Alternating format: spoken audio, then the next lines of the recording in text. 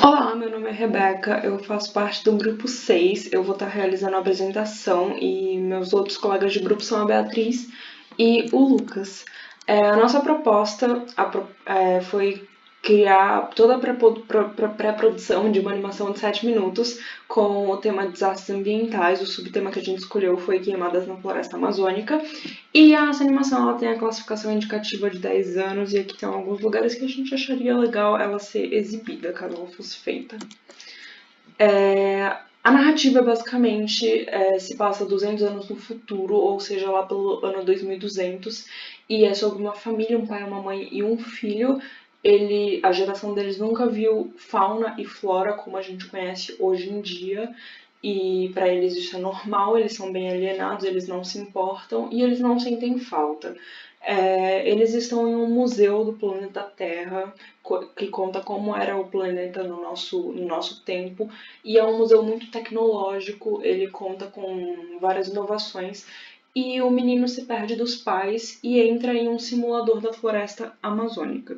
Nesse simulador ele vive as queimadas. Então são duas tramas.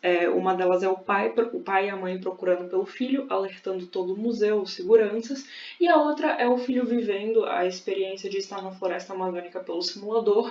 É bem realista, tanto que ele se machuca lá dentro, ele conhece um animal, ele cria laço com a floresta e ele quase morre lá dentro, tanto que é um simulador para maiores de idade.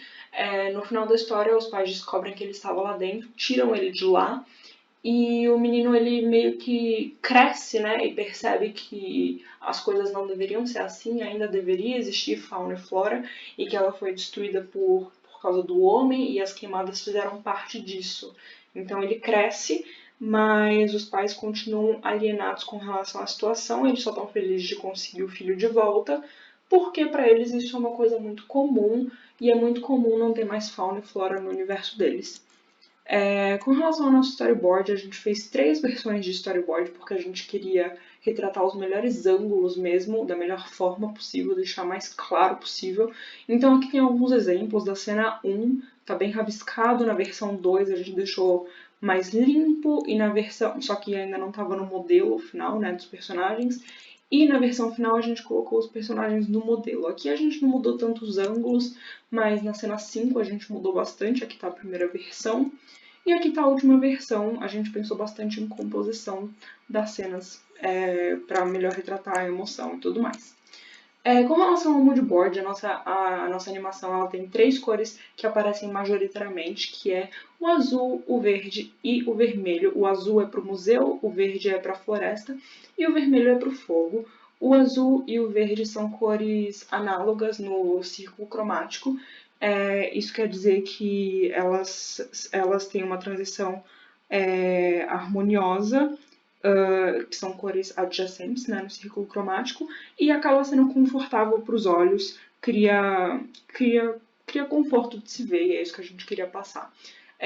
Agora o verde e o vermelho são cores complementares no círculo cromático, que estão opostas, e elas criam um contraste, e uma delas sempre tem que ser predominante. No caso da nossa animação, na maioria das vezes é o verde, que acaba fazendo com que o vermelho seja ressaltado sempre que ele aparece, menos na parte do conflito, que aí inverte a situação e o vermelho acaba sendo predominante com relação ao verde.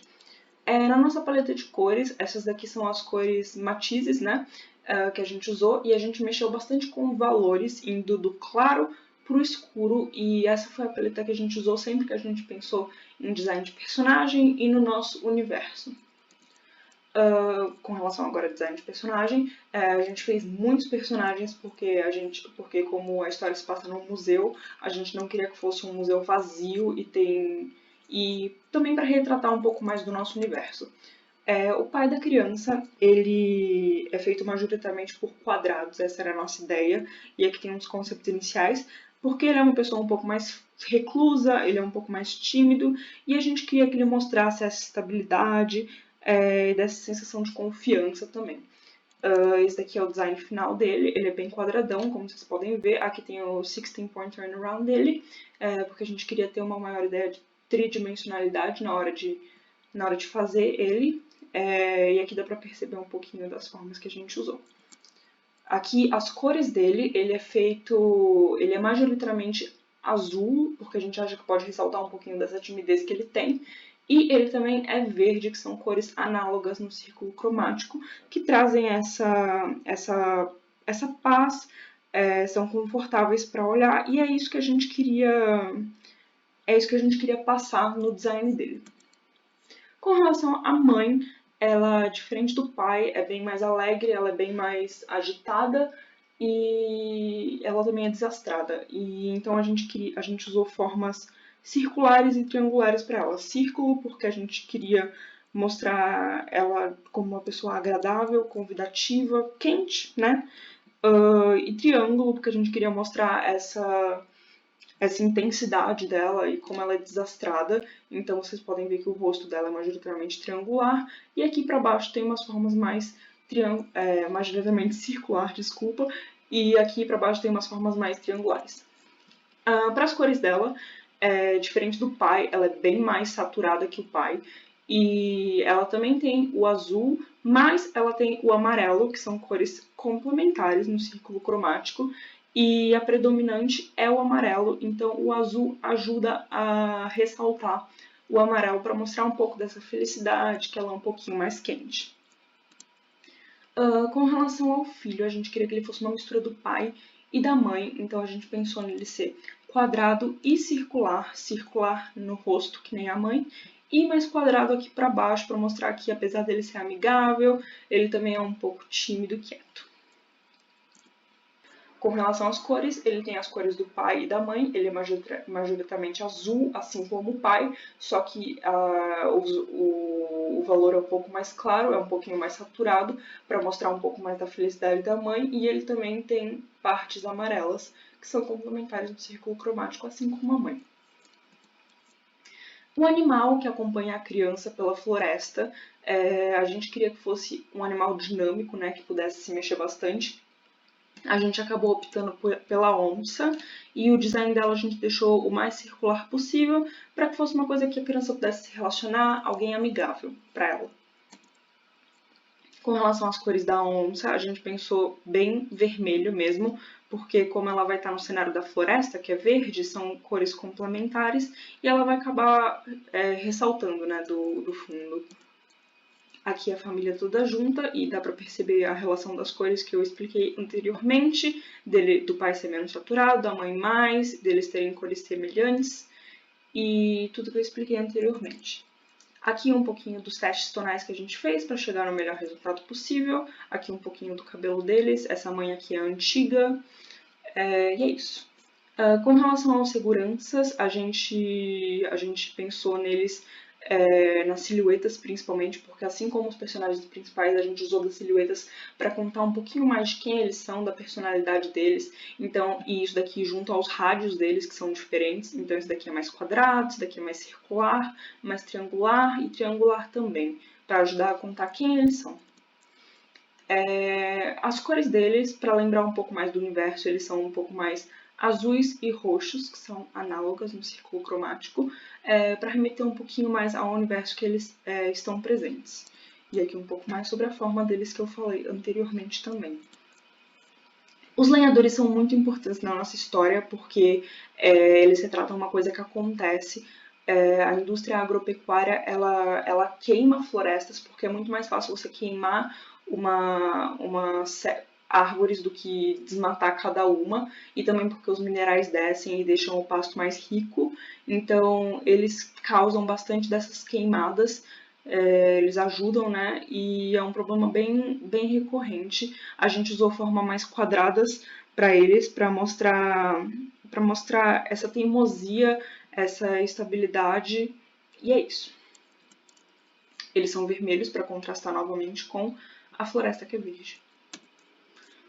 Com relação aos figurantes, a gente colocou bastante ao longo do museu. Esses daqui são alguns concepts, porque a gente queria mostrar um pouco mais de como é o universo e como funciona a moda, que é uma transição entre os anos 2000 e uma moda mais futurista.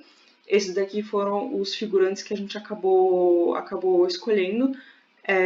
Cada cor que a gente escolheu para eles tem um propósito. Então, essa personagem aparece na cena 3, por exemplo, e ela é majoritariamente azul, porque o cenário da cena 3 é amarelo, e azul e amarelo são cores complementares no círculo cromático. E aqui tem um line-up de todos os personagens, e a gente queria que a silhueta deles fosse bem diferente umas das outras, para não ter dificuldade em distinguir qual personagem é qual, já que tem muitos. Com relação à modelagem 3D, a gente só conseguiu fazer a modelagem da criança, e a gente fez o turnaround de 16 poses justamente para ter uma maior ideia da tridimensionalidade dos personagens. Com relação aos props, tem 3 props principais, que são os rádios, que eu já mencionei, o aparelho que os pais usam para mostrar a foto da criança para os figurantes de segurança, que meio que representam um celular, só que no futuro, e o relógio que a criança usa dentro do simulador, que é para simular o tempo que está sendo passado lá dentro, já que as queimadas duram meses, apesar de, na realidade, ele estar lá só há minutos. Eu vou falar um pouquinho dos cenários. A gente tem 3 cenários principais, que é o exterior do museu. A gente pensou em formas bem futuristas, mas também simples, e a gente acabou indo por uma forma que retratasse um globo terrestre, então circular aqui com essa pontinha. Ela é roxa para lembrar o mundo e também para meio que parecer que ela é um pouco desgastada, e é o exterior do museu. O interior do museu ele tem um esquema de cores, porque a nossa animação ela segue as cores e ela vai do azul pro verde, pro amarelo, depois pro laranja, aí pro vermelho e em seguida pro cinza, e aí pro branco e aí pro roxo. Então, como a nossa história começa no azul, na primeira cena de todas é essa sala que os pais estão, ela é bem azul, e em seguida essa daqui é a sala do simulador, que aqui está o simulador, ela aparece no final, por isso que ela é mais vermelha e verde, e para mostrar um pouco mais do que o museu oferece. Todas essas árvores aqui são hologramas, como o museu é muito tecnológico, ele mostra o que tinha no nosso mundo e que hoje não existe mais. Aqui são alguns cenários que a gente fez dentro da simulação. Vocês podem perceber que eles são bem verdes, mas eles também têm azul e vermelho neles. Esse daqui é majoritariamente vermelho, mas ele também tem um pouquinho de verde nas árvores, que é quando o vermelho inverte e ele vira predominante. E o Color Script. O Color Script é só para mostrar que, de fato, a nossa animação ela vai do azul para o verde, com ainda um pouquinho de azul. Aí aqui ela tem uma mudança drástica para o amarelo, que é análogo ao verde. Depois ela vai para o vermelho, que também é análogo ao amarelo. Aí ela é bem vermelha aqui na hora do conflito. Aqui ela fica cinza, a gente vai desaturando bastante até ela ficar branca, ela perde todos os seus valores, que é quando o menino está perdido, ele não sabe o que está acontecendo, e aí ele reencontra os pais, as cores vão voltando, e aí tudo acaba com o roxo, que é quando a família está voltando para o mundo deles. Aqui é o Color Script um pouco mais de perto, porque a gente queria mostrar que a gente prestou bastante atenção nos detalhes, a gente fez com bastante cuidado, porque a gente queria que as cores fizessem bastante sentido na nossa história. Então aqui está ele um pouquinho mais de perto. Com relação ao nosso design de som, como a nossa história ela é bem fictícia, né, ela se passa no futuro e tudo mais, a gente queria que alguma coisa trouxesse o telespectador de volta à realidade. E a gente optou pela trilha sonora fazer isso. A gente usou sons apenas diegéticos, a gente não usou nada extra diegético. E justamente porque a gente queria que alguma coisa trouxesse o telespectador de volta à realidade. Então, por mais que a nossa história seja muito fictícia, o som apenas do fogo queimando, ou então da criança chorando e correndo desesperada, permite que o telespectador lembre, tipo, apesar de tudo isso, isso é um problema real, que acontece, é uma coisa que a gente tem que lidar, que aconteceu muito ano passado, e esse ano está acontecendo o tempo todo. Então, a gente optou por som trazer essa memória. Ele foi realizado por um aluno, a gente pensou nisso, mas ele foi realizado por um aluno da Embi Morumbi chamado Bruno, que está no terceiro semestre de produção musical. É isso, muito obrigada por me ouvirem.